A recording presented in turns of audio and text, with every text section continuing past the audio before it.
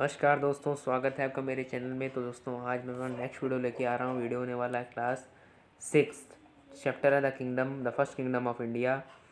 तो first kingdom of India का शायद 2.5 पेज पढ़ चुके थे। मोनार्कीज़ है, फिर क्या रिपब्लिक्स है, फिर उसके बाद क्या आया है रेवेन्यू। आज पढ़ना है रेवेन्यू। तो रेवेन्यू के बारे में जानते हैं। The main to maintain a big state and large army, the king collected the taxes regularly. अब देखिए जो किंग है वो क्या कर रहा है, to maintain the big state and the large army the king collected the taxes regularly. अब इतनी बड़ी सरकार को चलाने के लिए और इतनी बड़ी जनता को चलाने के लिए किंग क्या करेगा, किंग टैक्स को वसूल करता है। फिर क्या लिखा हुआ है, the king collected taxes regularly, taxes were paid by the farmers, artisans and traders. Taxes could be paid both in cash and kind. और जो टैक्स होते हैं, tax were paid by farmer यानी किसान जो लोग होते हैं वो टैक्स देते हैं। आर्टिसंस जो होते हैं, जो क्राफ्ट्समैन होते हैं, आर्टिसंस का मतलब होता है काम करने वाले, किसी फैक्ट्री के अंडर या फिर किसी फर्म के अंडर में काम करने वाले जो लोग होते हैं वो आर्टिसंस कहलाते हैं। और जो किसी एक प्रोडक्शन को करते हैं, ठीक है, बाकी सब मैनेजर होते हैं, लेकिन जो प्रोडक्शन करते हैं वो तुम्हारे आर्टिसंस कहलाते हैं। जैसे मान लो किसी फर्म के अंदर में कोई कोई फर्म है, उस फर्म के अंदर में कुर्सी बना रहे हैं तो हम आर्टिशन हैं, किसी चीज़ का प्रोडक्शन करने वाले। तो क्राफ्ट्समैन हो गए, ट्रेडर्स हो गए। तो ये जो छोटे यानी कि less prosperous section of society से बिलोंग करने वाले जो लोग थे, वही लोग मेनली टैक्स को देते थे। Taxes on crop were the most important because farming was the main occupation. यानी कि जो टैक्स था on crop were the most important, यानी कि जो क्रॉप लगाने का टैक्स होता है, भाई अभी भी क्या है, तो क्रॉप लगाने का टैक्स देना पड़ता है किसानों को। तो उस समय वही था कि जो tax on crop were the main important because farming was the main occupation. देखिए चूँकि क्या बोलते हैं, फार्मिंग क्या है, मेन ऑक्यूपेशन है। ज़्यादा से ज़्यादा लोग क्या है, फार्मिंग में ही डिपेंड है। अब ज़्यादा से ज़्यादा लोग चूँकि फार्मिंग में ही डिपेंड है तो राजा क्या करेगा, भाई देखिए क्या है, 80% लोग जो है भारत के वो किस पे डिपेंड है, फार्मिंग पे डिपेंड है। तो अब हम क्या करें, हम टैक्स किससे लें, फार्मिंग से तो लेंगे। हमें जो टैक्स वसूलना है हम फार्मिंग से ही लेंगे, यानी कि हमें फार्मर से टैक्स वसूलना पड़ेगा because of the growing of several crops in their field. ठीक है, taxes on the crop were the most important because farming was the main occupation. Generally the tax was fined about 1/6 of the total produce. अब मान लीजिए, और मान लो कितना tax लगता होगा पूछ सकते हैं, तो 1/6 ऑफ द टोटल प्रोड्यूस, यानी कि जितना प्रोडक्शन हुआ है उसका 1/6 पार्ट हमें चाहिए। मान लो 400 रुपये का प्रोडक्शन हुआ, तुमने महीने भर में करा, तो 400 रुपये मल्टीप्लाई 1/6, तो जितने रुपये बने उतने रुपये सरकार को जाने हैं, राजा को जाने हैं।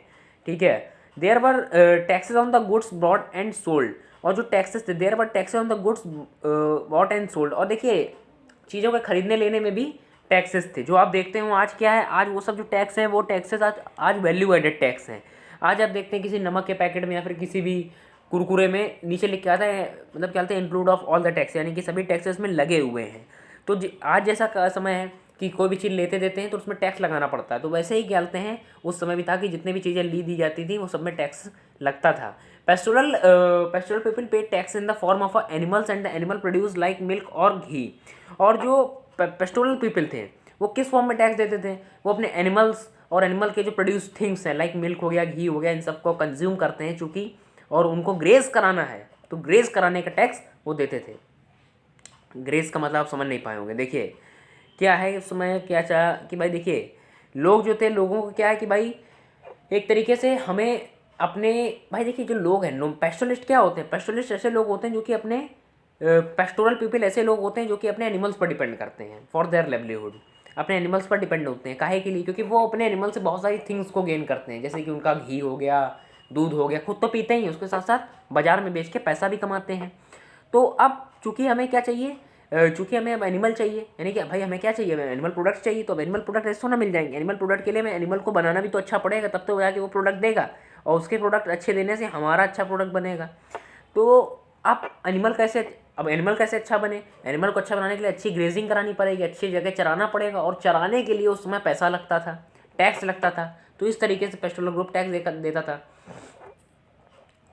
Even hunters and the forest, यहाँ तक कि जो हंटर्स होते थे या फिर जो फॉरेस्ट वर्कर्स होते थे, ये सभी टैक्स को पे करते थे। Even hunters and the forest dealers give tax produced, यानी वो सभी जो टैक्स कर, मतलब जो कितना, मतलब उन्होंने चोरी करी, इतना चोरी का कहते हैं 1/6 कहते हैं, उन्हें देना पड़ता था राजा को। इस तरीके से कहते हैं जो हंटर्स थे या फिर फॉरेस्ट डीलर्स थे उन्हें भी फॉरेस्ट को प्रोड्यूस, मतलब फॉरेस्ट प्रोड्यूस टैक्स देने पड़े, फॉरेस्ट प्रोड्यूस एज टैक्स देना पड़ता था। अब क्या है सोसाइटी, समाज। उस समय का समाज कैसा था? तो देखिए समाज उस समय का कैसा था, तो by the time society came to be rigidly divided into 4 वर्णास। उस समय जो सोसाइटी थी वो 4 वर्णों में डिवाइडेड थी, ब्राह्मण, क्षत्रिय, वैश्य और Shudra. The Shudra were deprived of all rights and were given lowest position in the society. समाज में सबसे कम अधिकार इनके पास थे, शूद्र के पास थे, और इनके पास कोई भी राइट वाइट नहीं था। और फिर क्या है, the society was becoming more and more unequal day by day. और दिन पे दिन जो समाज है वो असमानताओं से घिरता चला जा रहा था, यानी ब्राह्मण को ज़्यादा अधिकार, क्षत्रिय को उनसे कम, इस तरीके से। The life of the higher varnas specially Brahman and Kshatriya were guided by the concept of the ashramas and the 4 stage of life. और देखिए इनकी जो लाइफ साइकिल थी वो 4 स्टेज ऑफ लाइफ से बिलोंग करती थी, खासकर लाइफ साइकिल से। जैसे कि क्या होते, खासकर 4 स्टेज ऑफ लाइफ, जैसे कि ब्रह्मचर्या, गृहस्थ आश्रम, ब्रह्मचर्य आश्रम, ठीक है, वानप्रस्थ आश्रम एंड संन्यास आश्रम। इन चारों आश्रमों की उपासना इन्हें करनी पड़ती थी, चाहे वो ब्राह्मण हो चाहे वो क्षत्रिय हो, ठीक है। अब देखिए ट्रेड एंड कॉमर्स। उस समय का ट्रेड एंड कॉमर्स कैसा था? ओके, तो ट्रेड एंड कॉमर्स चेक कर लेते हैं उस समय का कैसा था। हाँ, towns developed into the centres of the trade and the commerce. और जो टाउन्स थे, देखिए क्या लिखा है, the towns developed into the centres of trade and commerce. Merchants and the artisans lived in these towns. Towns developed into the centres of the trade and commerce. जो towns थे उन्हें डेवलप किया गया किसमें? Centre of trade and commerce, यानी कि जो बड़े बड़े टाउन थे, कस्बे थे, उन्हें किसमें डेवलप किया गया? बड़े बड़े ट्रेडिंग सेंटर्स की तरह, ट्रेडिंग पोर्टल्स की तरह उन्हें स्टेब्लिश करा गया। Merchants and the artisans lived in this town. अब भाई बड़े बड़े लोग ही रहेंगे, जब वहाँ पर इतने बड़े बड़े ट्रेडिंग हो रही है तो वहाँ बड़े बड़े लोग यानी मर्चेंट हो गए, आर्टिसन हो गए, वहीं रहेंगे। वहाँ खेती करने वाला बंदा तो रह नहीं सकता। The traders and the craftsman, यानी कि जो आर्टिसंस थे, the traders and the craftsman, the traders and the craftsman यहाँ से चलेगा। फॉर्म देयर एसोसिएशन विच, हाँ यहाँ यही मैं मुझे बता रहा था कि ये क्या मैंने बोल दिया।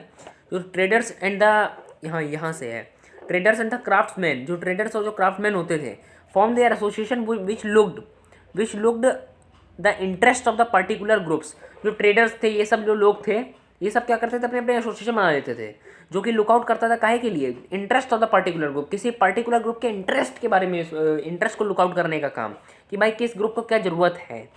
The association they were called as shrenis, उनके एसोसिएशन को हम श्रेणीज कहते थे।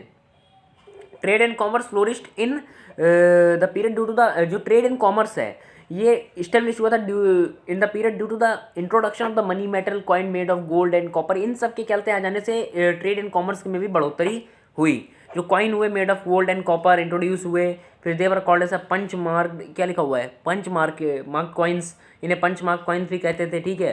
फिर क्या लिखा हुआ है, फिर these metals were punched with images such as tree. और ये जो मेटल्स होते थे, चाहे वो सिक्के भी तो मेटल से बनते थे, gold and silver they are metals होते हैं। तो ये जो थे इनमें दुनिया भर के जो जानवर होते थे उनके चित्र भी देखने को मिलते थे इन सिक्कों में, इन मेटल्स में। कैसे कैसे जानवर थे? फिश हो गई, बुल हो गया, एलिफेंट हो गया। The introduction of the money economy is the growth of the trade and the commerce. तो आपको क्या पता चला कि जो सिक्कों की खोज है, सिक्कों की खोज एक बहुत बड़ा योगदान है काहे के लिए? इंट्रोडक्शन ऑफ मतलब इकोनॉमी एंड कॉमर्स में भी काफ़ी अपना इंपॉर्टेंट योगदान दिया सिक्कों की खोज ने। अब देखते हैं इसमें आगे लिखा हुआ है क्या। ओके, तो केस स्टडी पढ़ते हैं नेक्स्ट वीडियो में। तब तक के लिए गुड बाय।